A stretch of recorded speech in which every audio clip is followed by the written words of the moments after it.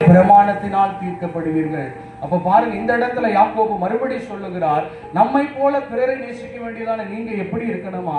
பட்சபாதம் பார்க்கிறவங்களா என்ன செஞ்சிடக்கூடாது, இருக்கவே கூடாது. ஆண்டவருடைய பிள்ளைகள் பட்சபாதம் பார்த்து பழகிறதோ, பட்சபாதம் பார்த்து பேசுகிறதோ, அந்த அனுபவம் நமக்குள்ள என்ன செஞ்சிடக்கூடாது, இருந்திடவே கூடாது. அல்லேலூயா. ஏன் நாம பட்சபாதம் பார்க்க கூடாது? பாருங்க, அப்போஸ்தலர் 10ஆம் அதிகாரத்தை எடுத்துக்கொள்ளுங்க. அப்போஸ்தலர் 10ஆம் அதிகாரம் 34ஆம் வசனம் 35வது வசனத்தை வாசிங்க. அப்போஸ்தலர் 10. அப்பொழுது பேதுரு பேசத் தொடங்கி, தேவன் பட்சபாதம் உள்ளவர் அல்லவர் என்றும், எந்த ஜனத்திலாகிலும் அவருக்கு பயந்து நீதியை செய்கிறவன் எவனோ அவரே ஆகிய பேதுரு சொல்லுகிறார். தேவனிடத்துல என்ன இல்ல? பட்சபாதம் இல்லை. அப்ப அவரை ஆராதிக்கிறதான நம்மிடத்துலயும் அந்த பட்சபாதம் என்ன செய்யக்கூடாது, இருக்கவே கூடாது. அப்படி சொல்லிட்டு அதற்கு அடுத்த 35வது வசனத்துல சொல்லுகிறாரு, எந்த ஜனமா இருந்தாலும், எந்த ஜாதியா இருந்தாலும், எந்த கோத்திரமா இருந்தாலும் அவரை ஏற்றுக்கொண்டு அவருக்கு பயந்து அவருடைய வசனத்திற்கு கீழ்ப்படுகிறவர்களா இருந்தா அவங்க யாருக்கு பிரியமா இருக்கிறாங்களா? ஆண்டவருக்கு பிரியமா இருக்கிறாங்களா? அப்ப பாருங்க, ஆண்டவரே எந்த ஜனம், எந்த கோத்திரம், இப்படி ஜாதி பார்க்காதவரா இருக்கிறதுனால அவரை ஆராதிக்கிறதான நீங்களும் நான் என்ன செய்யக்கூடாது, ஜாதி பார்க்கவே கூடாது. இன்றைக்கு கிறிஸ்தவத்திற்குள்ள பெரும்பாலும் இருக்கிறதான காரியம் என்ன பாருங்க, ஜாதி. ஜாதி பார்த்து என்னைக்கு சபை நடக்க ஆரம்பிச்சதோ அன்னைக்கு சபைகள் சீரழிய ஆரம்பித்துக் கொண்டிருக்கிறது. இன்னைக்கு அநேக சபைக்குள்ள பாருங்க, இந்த சபைனா இந்த ஆட்கள் தான் இருப்பாங்கன்னு நம்ம துல்லியமா என்ன செய்ய முடியும், சொல்ல முடியும். அந்த அளவுக்கு சபை மாறிட்டு, அதனால எழுப்புதலை பார்க்க முடியல. அதனால தேசத்துல ஜனங்கள் சபைக்குள்ள வருவதற்கு அது என்ன செய்கிறது, தடையா இருக்கிறது. ஆண்டவரை ஆராதிக்கிறதான நாம இந்த காரியத்தில் எப்படிப்பட்டவர்களா இருக்கணும், எச்சரிக்கை உள்ளவர்களா இருக்கணும். வேதத்துல உங்களுக்கு ஒரு உதாரணம் சொல்லுகிறேன். யோவான் எழுதின சுவிசேஷ புஸ்தகத்துல 4ஆம் அதிகாரத்துல நீங்க பாத்தீங்கன்னா ஆண்டவர் ஒரு ஸ்திரீயோட பேசுகிறார். அந்த ஸ்திரீ யாருன்னு பாத்தீங்கன்னா சமாரிய ஸ்திரீ. அவளை பார்த்து ஆண்டவர் என்ன செய்கிறார், நான் குடிக்கிறதற்கு கொஞ்சம் என்னதா தண்ணி தான் ஆண்டவர் கேட்கிறார். உடனே அந்த ஸ்திரீ சொல்லுறா, ஆண்டவரே நீர் யூதனா இருக்க நான் உமக்கு என்ன செய்யக்கூடாது, தண்ணி கொடுக்க கூடாது. ஏன்னா அன்றைக்கு இருக்கின்ற காலகட்டத்துல யூதர்கள் இந்த சமாரியா ஜனங்களோடு என்ன செய்ய மாட்டாங்க, சம்பந்தம் வச்சுக்கிட மாட்டாங்க. கொடுக்கல் வாங்கலோ எந்த காரியமும் வச்சுக்கிட மாட்டாங்க. ஏன்னா இந்த சமாரியா மக்கள் யாரு, தாழ்த்தப்பட்ட ஜனத்தை சார்ந்தவங்க. அப்படிப்பட்ட ஸ்திரீட்ட ஆண்டவர் என்ன செய்தார், பட்சபாதம் இல்லாதவரா போய் பேசினார். ஆண்டவர் அப்படி பேசினதுனால என்ன நடந்ததுன்னு நீங்க அதற்கு அடுத்த உள்ள வசனத்தை பாத்தீங்கன்னா, இந்த ஸ்திரீ எப்படிப்பட்டவளா இருக்கிறார், பாவியான ஸ்திரீயா இருக்கிறார். அவளுக்கு 5 புருஷங்க இருக்கிறாங்க. இன்னும் மேற்கொண்டு அவ அந்த பாவத்தில் இருக்கதா என்ன செய்கிறார், விரும்பிட்டு இருக்கிறார். அப்படிப்பட்டவள் ஆண்டவர் பட்சபாதம் இல்லாமல் அவரிடத்துல பேசினால அவள் என்ன செய்யப்பட்டாள், ரட்சிக்கப்பட்டாள். அந்த சம்பவத்தை நீங்க வாசிக்கும் பொழுது ஆண்டவர் பேசின உடனே அவள் என்ன செய்யப்படுகிறார், ரட்சிக்கப்படுகிறார். அவ ரட்சிக்கப்பட்டது மாத்திரம் இல்ல, அவ ஊர்ல போய் சொல்லுகிறார். அந்த ஊர் அவ வாழ்ந்த கிராமத்தை என்ன செய்கிறார், ஆதாயப்படுத்துறார். இதுக்கு காரணம் என்ன பாருங்க, ஆண்டவர் என்ன பார்க்கல, பட்சபாதம் பார்க்கல. அப்ப அவரை போல நாம பட்சபாதம் இல்லாதவர்களாய், பட்சபாதம் பார்க்காதவர்களாய் மற்றவர்களிடத்துல பழகும் பொழுது தேசத்தை நாம் என்ன செய்யலாம், ஆதாயப்படுத்தலாம். அந்த ஸ்திரீ ஆண்டவரை பார்க்கும் போது பாவியா இருக்கிறா. ஆண்டவர் அவரோடு பேசும்போது அவ விசுவாசியா மாறுறா. அதற்கு பிற்பாடு அந்த ஒரே நாள் அவ எப்படிப்பட்டவள் ஆயிட்டா, ஊழியக்காரியா மாறிட்டா. போய் ஊழியம் செஞ்சு அநேக ஆத்துமாக்கள் ஆண்டவரிடத்துல கொண்டு வந்துட்டா. இந்த அளவிற்கு அவள் மாறினதற்கு ஒரே காரணம், நம்முடைய ஆண்டவரிடத்துல என்ன இல்ல, பட்சபாதம் இல்ல. ஜாதி பார்க்காம அன்றைக்கு ஆண்டவர் அவளோடு பேசினதுனால அவள் ரட்சிக்கப்பட்டா. அவளுடைய குடும்பத்தை, அவள் வாழ்ந்ததான் அந்த ஜனங்கள் முழுவதையும் ரட்சிப்புக்குள்ள நடத்தினான். அப்ப ஆண்டவருடைய பிள்ளையா இருக்கிறதான நாம, நம்மை போல பிறரை நேசிக்க வேண்டியதான நாம எந்த சூழ்நிலையிலும் உயர்ந்தவன் தாழ்ந்தவன், ஏழை பணக்காரன், உயர்ந்த ஜாதி தாழ்ந்த ஜாதின்னு பார்த்து என்ன செய்யக்கூடாது, பழகக்கூடாது. அல்லேலூயா. இன்னும் பாருங்க, பாவி பரிசுத்தவான்னு கூட ஆண்டவர் என்ன செய்ய மாட்டார், பார்க்க மாட்டார்.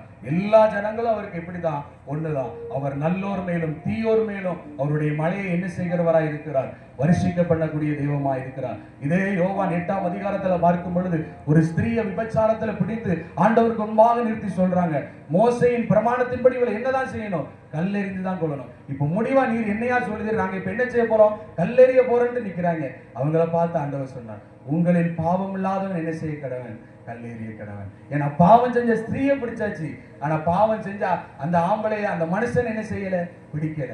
ஏன்னா அன்றைக்கு இன்றைக்காவது நம்ம தேசத்துல பார்க்கும்போது அநேக விபச்சார பாவம் பெருகிட்டு. அன்னைக்கு அப்படி கிடையாது. ஊருக்கு ஒருத்தங்க தான் இருப்பாங்க. அப்ப ஊரே என்னதான் செய்யும்? பாவம் செய்கிறதா தான் இருக்கும். ஆண்டவர் சொன்ன உடனே அநேகர் என்ன செஞ்சுட்டான்? அப்படியே ஓடி போனது நம்ம வேதத்துல பார்க்கிறோம். அப்ப பாருங்க, நம்முடைய ஆண்டவர் இவன் பாவி, இவன் பரிசுத்தமான பச்சைபாதம் பார்த்து என்ன செய்கிறது இல்ல, பழகிறது இல்ல. ஆண்டவருடைய ஊழியம் செஞ்ச அந்த நாட்கள்ல வேத வசனத்துல வாசித்து பாருங்க, பாவிகளோடு தான் என்ன செஞ்சிருப்பாரு? பழகி இருப்பாரு. பாவிகளை ரசிக்கிறதற்காக தான் கிறிஸ்து இயேசு எங்க வந்தாரு? பூமிக்கு வந்தார். அப்படிப்பட்ட தெய்வத்தை ஆராதிக்கிறதால நீங்களும் நான் என்ன செஞ்சிடக்கூடாது? பச்சைபாதம் பார்த்திடக்கூடாது. அல்லேலூயா, அல்லேலூயா. அப்ப நம்ம பச்சைபாதம் பார்க்க கூடாதுன்னா நமக்குள்ள என்ன சுவாபம் இருக்கணும் பாருங்க. யாக்கோபு 3:17 வாசிங்க. நம்ம பச்சைபாதம் இல்லாதவர்களாய் காணப்படணும்னா நமக்கு ஒன்று தேவைப்படுகிறது. போதும். பாருங்க, பரத்திலிருந்து ஞானம் வந்தாதான், பரத்திலிருந்து அருளப்படுகிற அந்த ஞானத்தை நீங்களும் நானும் பெற்றாதான் நம்ம இடத்துல என்ன காணப்படாது? பச்சைபாதம் காணப்படாது. ஏன்னா ஞானம் யாரு? ஆண்டவராக இயேசு கிறிஸ்துவாய் இருக்கிறார். அந்த ஞானத்தை உடையவர்களாய், அந்த ஞானத்தை பெற்றுக் கொண்டவர்களாய் இந்த பூமியில நாம வாழும் பொழுதுதான் நாம பச்சைபாதம் இல்லாதவர்களா என்ன செய்ய முடியும்? வாழ முடியும். அது இல்லாம நம்ம பச்சைபாதம் பார்க்கிறவர்களா இருந்தா நம்ம இடத்துல என்ன இல்லை? பரத்திலிருந்து வருகிற ஞானம் இல்லை. பரத்திலிருந்து வருகிறதான ஞானம் இல்லைன்னா இயேசுவை நம்ம இடத்துல என்ன இல்லாம இருக்கிறாருன்னு அர்த்தம். அப்ப அப்படிப்பட்டதான நிலைமைக்கு நாம என்ன செஞ்சிடக்கூடாது? பெயரக்கூடாது. அப்ப நம்மை போல பிறரை நேசிக்க வேண்டியதான நாம முதல்ல என்ன செய்யக்கூடாது? சபிக்க கூடாது, யாரையும் வெறுக்க கூடாது. ரெண்டாவது நாம என்ன செய்கிறவர்களா இருக்கணும்? நன்மை செய்கிறவர்களா இருக்கணும். யாருக்கு என்ன செஞ்சிடக்கூடாது? தீமை செஞ்சிடக்கூடாது. மூன்றாவது நாம எப்படிப்பட்டவர்களா இருக்கணும்? பச்சைபாதம் பார்க்கிறவர்களா என்ன செய்யக்கூடாது? இருக்கவே கூடாது. அல்லேலூயா. கடைசியாக நாம என்ன செய்யணும் பாருங்க. லேவியராகமம் எடுத்துக்கொள்ளுங்க.